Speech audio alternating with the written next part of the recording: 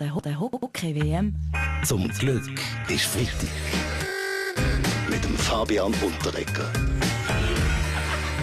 Ein sensationeller Erfolg und wegen dem gibt die Post eine sogenannte Ereignismarke raus. Das ist ja der Traum von jedem grossen Sportler, Roger Federer. Ja, gut, ich meine, ich verstehe es nicht, oder? Dass nicht ich auf dieser Ereignismarke bin, oder? Nebst dem, dass ich total auf dem Boden geblieben bin, ist mein Hobby schließlich auch Markenbotschaft. Der Plebs leckt sich seine Wunden am Erfolg von unrasierten Gladiatoren. Dabei alle 3 Sekunden stirbt in Afrika ein Kind. Das wäre doch auch einmal eine Ereignisbriefmarke. Natürlich schon, Sie glauben, Briefmarken sollen eben Ja. nicht politisch sein. Basti Giro, unser Lieblings-Velo-Nationalrat.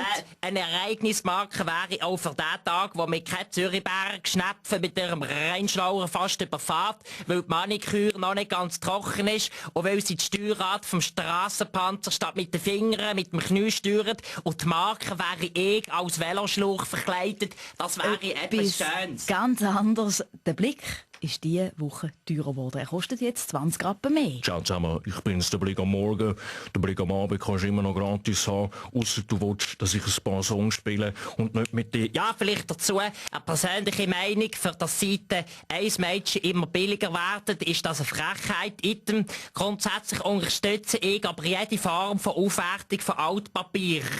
Und zum Abrunden noch das Kulturthema von dieser Woche. 200 Jahre Richard Wagner, der Meister vom ganz grossen Orchesterpathos. Blick, kennst du Wagner? 200 Jahre ist fett, krasser tut sicher, aber 200 Remixes vom einen gleichen Album, das ist die wahre Leistung. Eat this fucking Wagner. Und alle Medien voll mit Wagner. Herr Köppel, die Weltwoche, Sonderbeilage. Ein Wagen ist ein Fahrzeug, ein Wagner aber nicht der Chauffeur. Um was geht's? Die ganze Welt feiert die 200 Jahre von Wagner. Die Weltwoche hat aber herausgefunden, dass der Wagner gar nicht mehr lebt.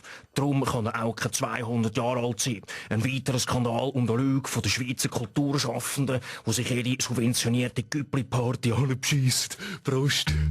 Zum Glück ist Freitag. Mit dem Fabian Unterreger.